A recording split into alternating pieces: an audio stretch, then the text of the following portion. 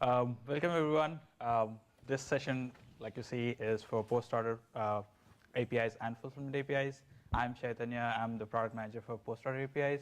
David Bernstein is with me for fulfillment API. He's the product owner for that. And we're going to stick to the top cases for fulfillment and post-order APIs given the time constraint. But we'll explain how to go forward and look into details about the other APIs, which are in any of these two.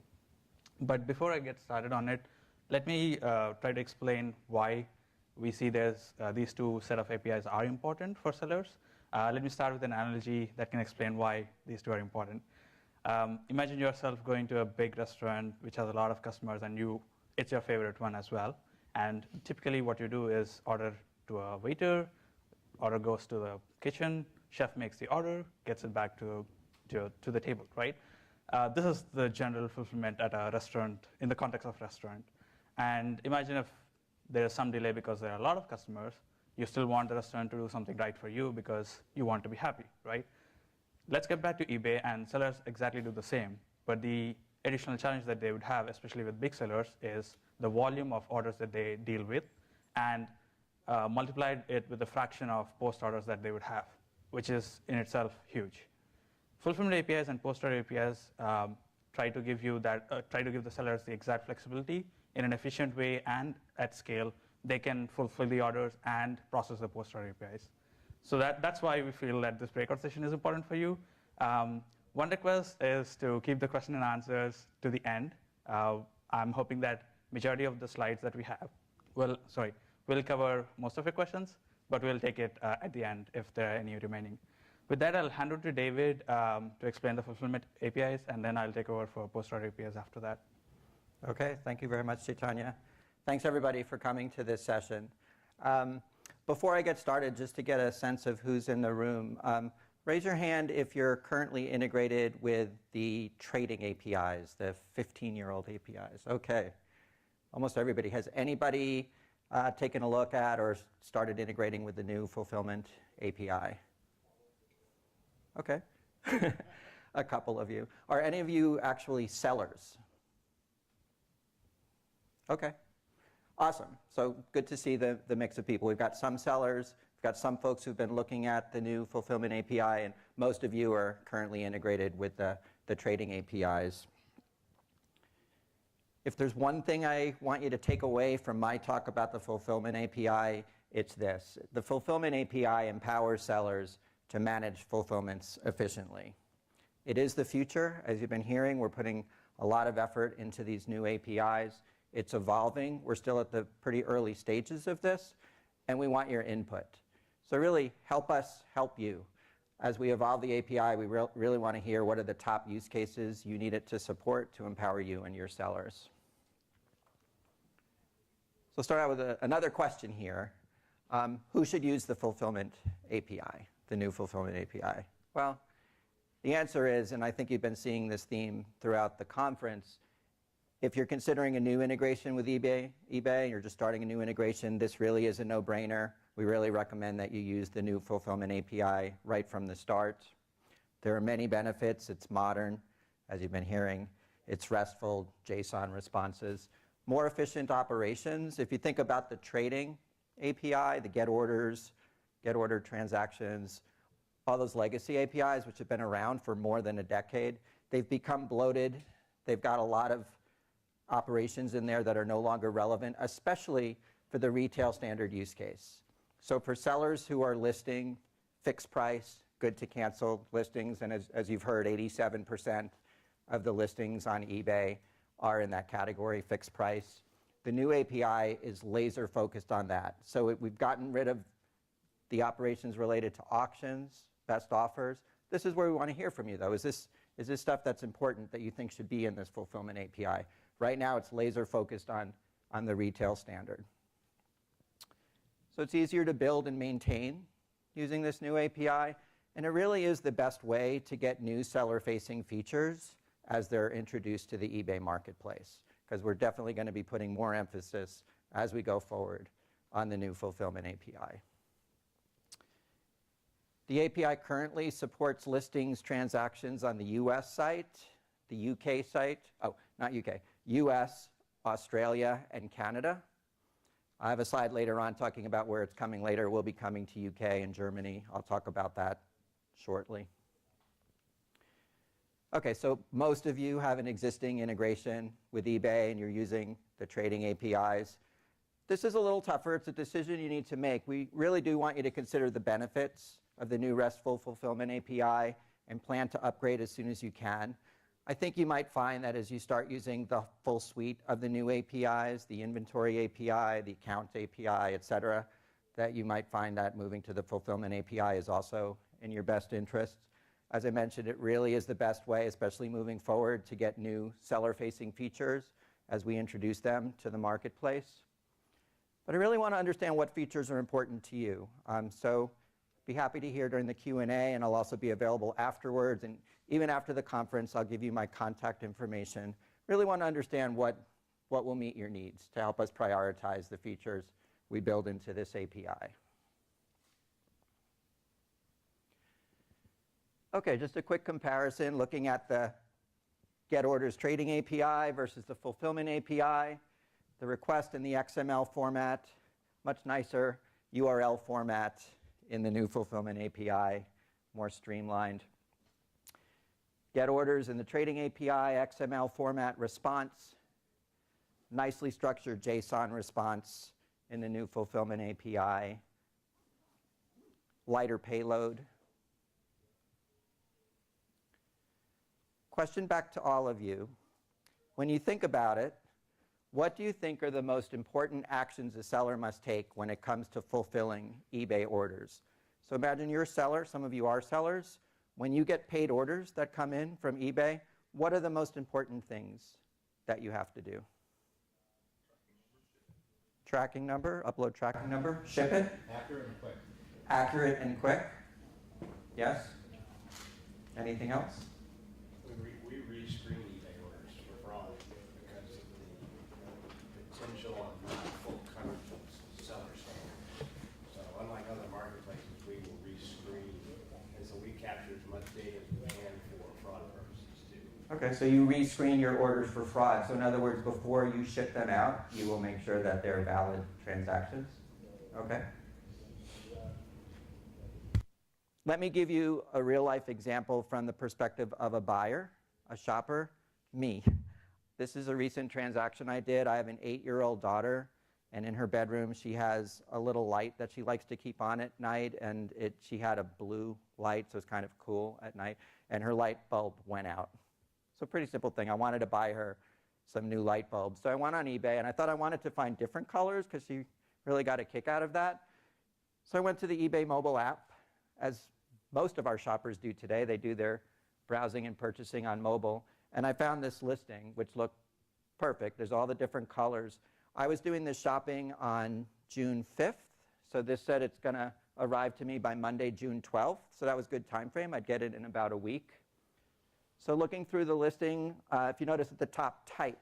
So this is a multivariation listing. So I click into type, and then I selected, I think first I selected the red bulb, and I added it to my cart. Then I went back to type, and I chose the orange bulb and added it to my cart. So here's my cart. I've got the 2 bulbs in there. And notice at the bottom, message to seller. So any buyer during checkout can send a message to the seller with a special request. So it's important to me. I said, these bulbs are a gift. Please do not include the prices in the packing slip. This is one of the most common buyer messages that are sent during checkout. Other sellers actually don't take full advantage, say, of multivariation listings, and they say, tell me when you're checking out what color sticker you want. So it's not the best use, what we recommend, but it is true that these notes can be very important in the checkout process.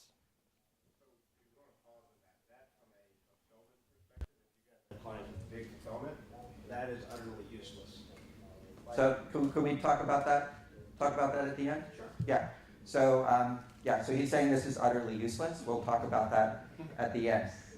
But just the reality is today in the marketplace, buyers can leave this note there. So me, I have an expectation that the seller's going to see that note and hopefully honor my request. So I added that note, and I click confirm and pay. and I place my order. And you can see I'm promised estimated delivery Monday, June 12th to Monday, June 12th. So I've got a request to the team that works on this, I think when the range is the same day, to just say one date. But this is what we call the minimum and maximum estimated delivery date. So again, this has been consistent through my buying process. I'm told that I'm going to get this on June 12th, and I have an expectation I'm going to get it on June 12th. Sure.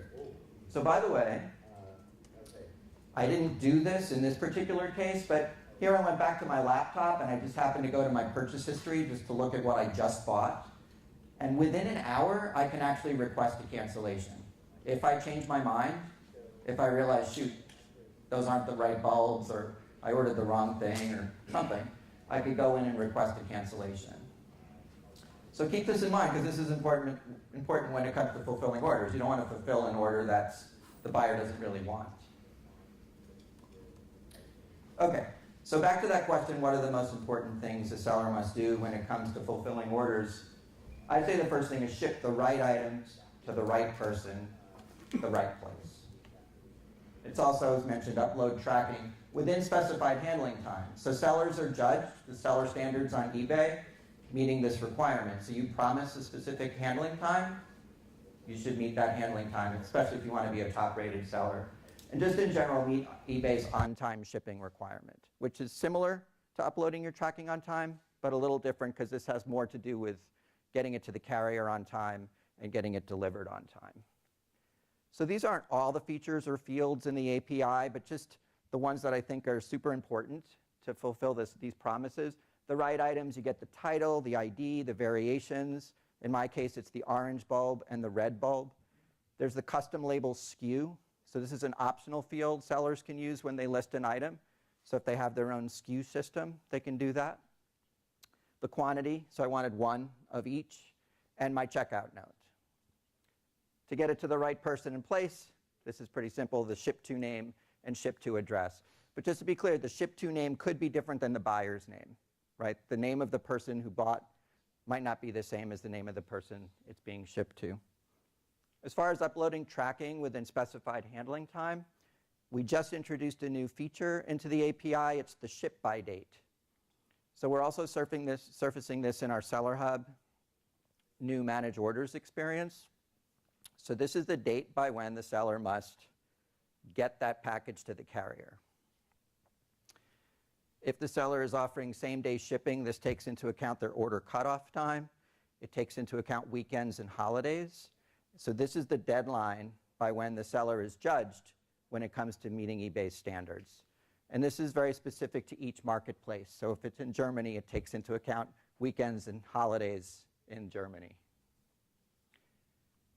This is especially important for the eBay Guaranteed Delivery program. So if you heard Sunil this morning, the VP of Seller Experience, he talked a little bit about Guaranteed Delivery, and there's two flavors of it. So the smaller sellers are the ones who are more likely to choose the handling time flavor of Guaranteed Delivery. So they're going to guarantee their handling time. They don't necessarily know, they can't necessarily guarantee the final delivery date, but they can guarantee, hey, if I'm going to get it to the carrier in one day, you know, that's what they can guarantee. So this date helps tremendously, right? Because this lets them know when they're looking at the order when they need to get it to the carrier. Now, as far as meeting eBay's on-time shipping requirement, we've added another couple of new fields to the Fulfillment API, the estimated delivery date, so the minimum and maximum. In my example, it was June 12th. So this is especially important for sellers who use the other flavor of Guaranteed Delivery, which is the end-to-end guarantee. So these are for the larger sellers who want to set up rate tables. You can set up now up to 20 different rate tables, associate them with your listings, and that's guaranteeing this will get there by the 12th. So this helps them know when they promised they would get it there. So this is an example of the UI we have in Seller Hub. So I mentioned that this is next generation version of the Manage Orders experience in Seller Hub. What we've had previously was a reskinned version of the Selling Manager orders page. And Selling Manager is a tool, I don't know if all of you know, that's been around for about 14 years on the eBay website. And Seller Hub is moving everything into the future. And this is our brand new managed orders experience. And you can see here the way we do it in our UI is that buyer's checkout note, first thing. One of the biggest complaints we got from sellers over the years was, I'm constantly missing those notes. And I'm either shipping the wrong thing because I didn't see what they requested. I had to use the checkout note once. Actually, I was buying a remote-controlled light switch, one of those things where you put the little remote into the outlet and you can remotely control a light.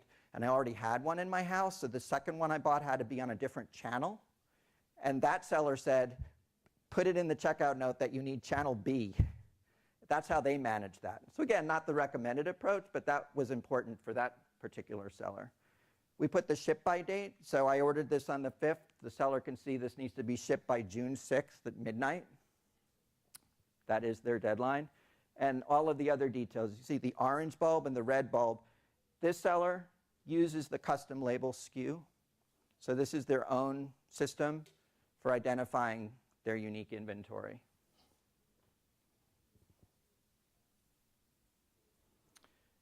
So this isn't the same use case. I just wanted to show you an example of one of our early adopters of the Fulfillment API. This is BigCommerce. And this is their view orders experience powered by the new Fulfillment API. So this is where their sellers go in and see what orders have come in, and they fulfill those orders. They upload tracking from here, and they get those orders shipped.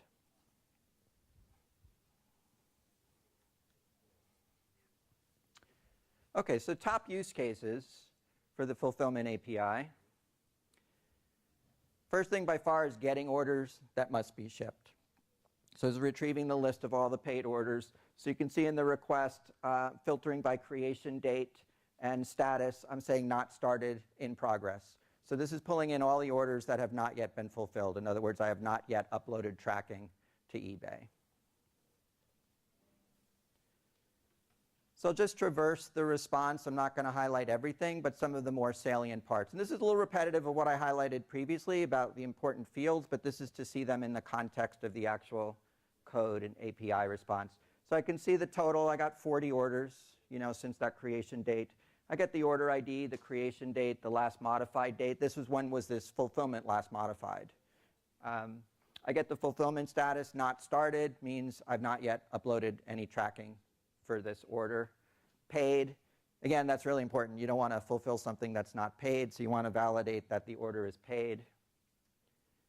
So this is a cancel status. So in my case with the light bulbs, I didn't request a cancellation, but if the buyer had requested a cancellation, the buyer can see it in the response here and filter these out and not ship that. Fulfillment start instructions. This is all the details about shipping it to the right place, right? So there's the address. You get the buyer's phone number and the shipping service. So USPS standard, that's what I was promised during checkout. So this is the seller seeing what they promised the buyer. And then here's the first item. So this is the first bulb. So the SKU 3530591, again, that's the seller's way of identifying. This is the red bulb. If I go to the next one, 957, this is their way of identifying the orange bulb. If they didn't put in a custom SKU, the SKU would have come out with a name that's a little more user-friendly, like probably red with a number. So the system actually does something kind of user-friendly. But if the seller has their own SKU system, that's what they will get. So I can see this is fixed price, one was sold, and again, fulfillment status is not started. So this isn't relevant for my example of the light bulb, but if you saw Lee's presentation earlier about marketing and promotions manager and the great benefit of that, this kind of completes that virtuous cycle. If the seller is putting items on promotion, it's really nice to see when the orders come in if they sold via a promotion. So this would be an example of an order that came through a free shipping on orders over $50 promotion. So you do get the details of promotions, which can help sellers understand which promotions are working, which aren't, and hopefully lead them to do more effective promotions. Okay, use case number 2, fulfilling an order.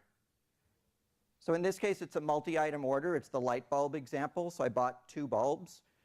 And what the seller is doing here is they're putting them in one package. So there's a single tracking number associated with both of these items. One bulb of one of the other. And and the tracking number, and it's USPS. And this is the way the seller uploads the tracking number. So a great benefit of doing this on eBay and letting eBay know about the fulfillments, one of the benefits, besides meeting all the seller standards, is eBay sends out emails automatically to the buyers. So when the seller fulfilled this particular order, I got this nice email back that let me know the 2 bulbs are on their way. I get the tracking number. I can see it's the red and the orange. So I feel confident that my order is being fulfilled properly. So this helps give buyers confidence in the eBay marketplace, and it gives them confidence in the seller and can lead to more repeat business. So other use cases, I won't go into details on these, but through the Fulfillment API, you can get an order, so get the details of a single order. This is useful for creating, for example, an order details page. So you could create a UI with all the details of one particular order. Or a packing slip. You could generate a packing slip that sellers can print and put in the package so that when they ship it, the packing slip comes along with the order. Other one is get shipping fulfillments. An example here is maybe the buyer sends a message to the seller with a question about an order. So this is looking up that order to retrieve the details. So you could answer that question. So what's next for the Fulfillment API? Support for more marketplaces. So we're next going to be bringing it to UK, Germany, France, Italy, and Spain. I can tell you that really across all of the marketplaces, the Fulfillment API as it is now should work fine because the capabilities are the same across all marketplaces. There are some additional features in different markets, and that's what we will build in. So for example, in Germany, there's the eBay Plus program. For the German Fulfillment API, we probably want to put in the eBay Plus flag so sellers can filter which of their orders are eBay Plus. And those are guaranteed to be delivered within 2 days. So other features under consideration, this is where really I want to hear from you and the rest of the developer community to help prioritize these new features. The ability to split single items into multiple shipments. So I visited a seller, it was last year, Scuba John is his username. He sells a lot of scuba equipment, and he was showing us, it was one listing, but it was 2 big scuba tanks with a connector in the middle. And he said, this came in as one order, but I need to ship it in 3 packages. Puts one tank in one package, another tank in the other, and the connector, the big metal connector, is so heavy it goes in a 3rd package. So the Fulfillment API doesn't support this currently, but this is one of the features we're looking to support. The ability to see post-order statuses when you get orders. So I showed you that you do get cancellation status, whether it's requested, in progress, or canceled. It doesn't currently show you whether there's a return requested or in progress or returned or refunded. It doesn't show you yet if there's an inquiry or a case related to it. So we're thinking of bringing those statuses in. And that would allow you to then hook up with what Chaitanya is going to talk about, using the post-order APIs to pull in the details about those post-order statuses. Another one is the ability to search orders to better be able to answer buyer questions. So right now, you need to know the order ID to be able to pull in the order details, but wouldn't it be nice to be able to search by buyer name or buyer username or other factors? So that's something else we're considering. Another one is the ability to see if shipped items have been delivered. So providing more shipping status through this API. And again, what we really want to understand is, do these all belong in the Fulfillment API? Do they belong in other APIs? What's the best way to do it? We want to make sure we meet everybody's needs. And with that, I'll hand it over to Chaitanya to talk more about the post order. Thanks, David. So the key message that I wanted you guys to take away for post-order API is the scalability that sellers can have to process a bunch of post-order requests that come in daily. And this happens for big sellers who use third-party tools a lot. Let me quickly explain the 3 themes or set of use cases that we have, which are kind of encapsulated within post-order APIs. The first one is cancel order. This is done at an order level, and buyer or seller can initiate it.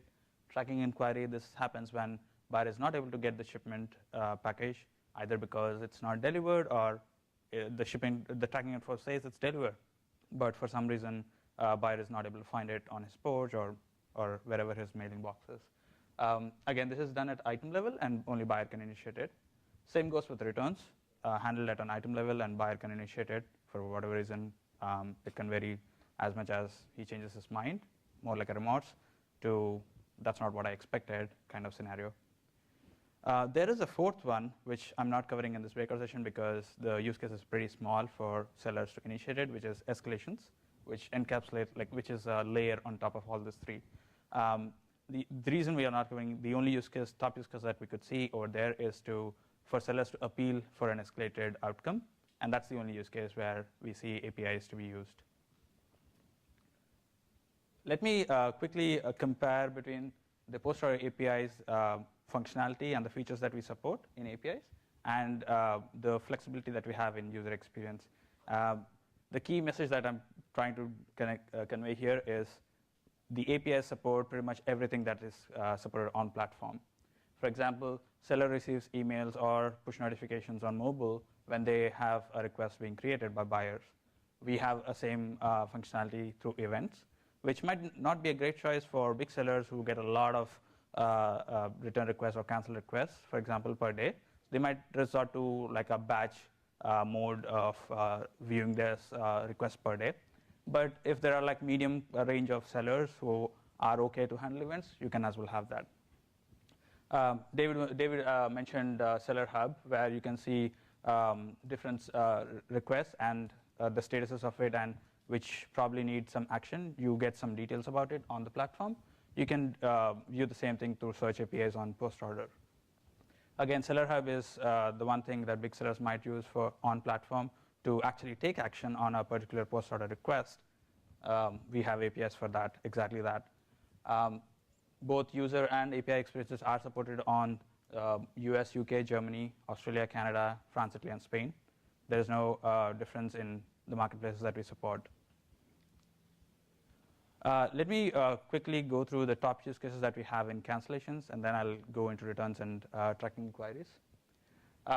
Typical use cases that we have for buyer-initiated cancellations are actually discovering those requests that buyer has raised for cancel requests, where seller wants to view all the cancel requests that came from buyers. That's the top use case that we have. Once you have that list, seller wants to take an action like approve or reject them. That's the next use case that we see. For seller-initiated cancellations, seller would want to check if the order is eligible for cancellation or not. We have a bunch of rules for eligibility check based on whether it's cross-border, depending upon site. There are a few policy-related eligibility checks that we want. That's the first use case where APIs could be useful for sellers. Once they know that it's eligible, eligibility will also give you the valid reasons by which you can cancel. Using that info, sellers can then go ahead and submit a cancellation, which is the next big use case. This is a view of the user experience. This is again a Seller Hub snapshot. What you can see is some item details, the status of the cancel request, which says cancel for some, and there might be like buyer requested as a status, and few details on the cancel ID and when the cancel request was created, and what is the reason behind canceling that, and the refund amount that is being expected, right? All of this can be replicated through this API, where you can search by a bunch of things like cancel ID, order ID, or you can select by item ID and transaction, or one of them, or you can select by a date range, where you can want to filter by a particular last 60 days perhaps, or if you want to go down and look at a particular buyer's complaints, you want to look at what cancellations he has had, you can go with buyer login name as well. The response schema is pretty exhaustive, so I'm not going to go through the whole details, and whatever I've written down is just the key things. There are a lot more that are available in the response schema, but key things that are worth noting are cancel reason. Again, this is a list of cancellations, so cancel reason and the date when it's requested, and if seller needs to respond, you'll also find the response due date, which helps seller to take action on time and not delay it. This is this API for actually submitting a cancellation. In the request schema, you have two things: buyer paid, more like a Boolean flag, yes or no, and if it's yes, then when did he pay?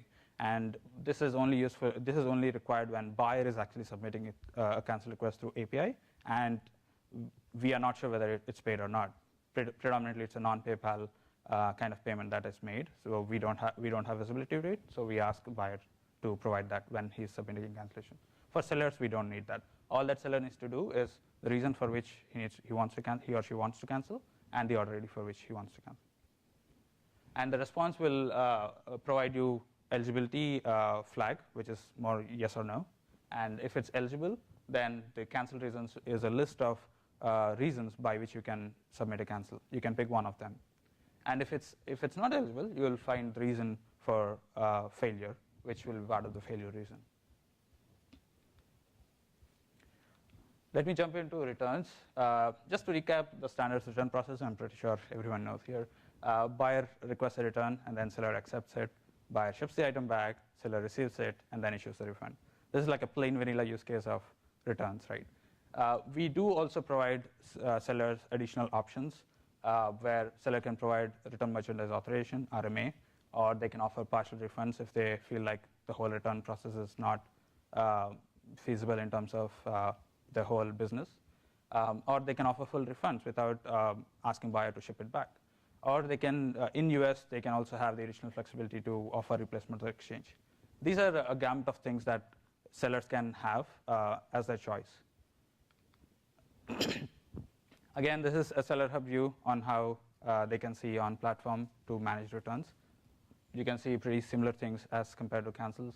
You can see item details and return status, when it's created. If it's due for action, you would see that. This API is similar to cancel search API that I've just explained. The request schema is pretty similar. Key things on the response schema are the total refund that is expected for each return, and the reason for which the return is being created. Again, this is a list of returns, and at the top you'll see a metadata kind of information where you'll also note the number of returns that you are getting as part of the response.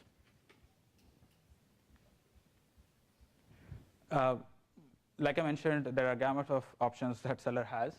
These are just few of them, where seller can accept based on applicability. He can also reject the return. He can as well offer replacement or exchange, or offer a partial refund, or try to message to the buyer and figure things out on how to deal with this return. This API is called Decide API. This actually covers 4 use cases for seller. Seller can use this API to approve the return, or reject the return, or offer a partial refund, or provide an RMA. So this API kind of captures all of those 4, and depending upon what decision of these 4 are kind of variants for decision. So the decision string is one of these 4. And depending upon the decision that you take, you can provide either the RMA number if you are deciding to provide RMA. If you want to offer a partial refund, you might want to provide the refund amount. And if you want to approve or reject, it's just approve or reject. There's no additional information that you need to provide. That's the payload, and the response would be a normal response of 200 if it's successful. The next big use case is issuing refund. Issue refund for return is the API that we'll use for returns. And the payload is pretty straightforward. What is the amount that we are trying to refund? And if there is any applicable restocking fee percentage, then the total amount would also be something different. And that's something the payload should be provided with. And the response will tell us whether the refund has been successful or not. Moving into inquiries. Again, buyers can reach out when they are missing an item, or there is no shipment information, so they don't know where the item is in terms of carrier, or the shipping information says that it's delivered, but for some reason they don't get it. So in those 2 cases, we often see a lot of inquiries being submitted by buyers. Sellers then have the ability to provide shipment information if they haven't provided already through fulfillment APIs, or if they feel like that, yeah, this is a legitimate inquiry and I get it, something has been wrong, they can make it right by issuing a refund right away. Or they can offer a replacement item for buyer so that the business continues, the transaction is still successful for him. If things don't work out, they can always ask eBay to step in and help, and that's where escalations kick in. And this is seller escalation, so we will adjudicate based on what is going. This is a typical request to get details about a particular inquiry, and the key thing that you need to that is expected is the inquiry ID. And there are a bunch of things that can be provided, which is when is it created, what is the expected refund amount, if there are shipment tracking details already provided, what is the tracking number, and what is the quantity, etc. The last use case that I'm going to explain is, again, issue refund. But it's a little different for inquiries, because all that you need to initiate is just issue refund. And if you want to provide some comments, which is optional, we can provide some comments saying, this is the amount that I'm issuing, and it's probably partial, it's not the full amount, and we might want to keep it for the record and put some comments over there. That's pretty optional. The response is, again, the result, success, yes or no, and a token for the refund status. So with that, I'm going to hand over to David to let us know what happened with his order. So just one last slide before we go to Q&A. So this is my daughter, just happy fulfillment story. She got the 2 bulbs. There was no price in the packing slip, so she opened it. She was happy, and there's her orange bulb. So in this case, there was no need for post order. I didn't have to submit a return request or an inquiry or a case. It actually arrived on June 10th, so 2 days before the promised day. It came in 5 days. So thank you very much for attending. Just want to emphasize that we really encourage you to check out these APIs, give us your feedback. The Fulfillment API is the best way for sellers to manage their fulfillments. It is the future. It's evolving. We want your input. And post-order, super important to make sure that the seller maintains that ongoing relationship with their customer and makes it right. Just as in the bistro example, you want to make sure you have happy, satisfied customers who keep coming back.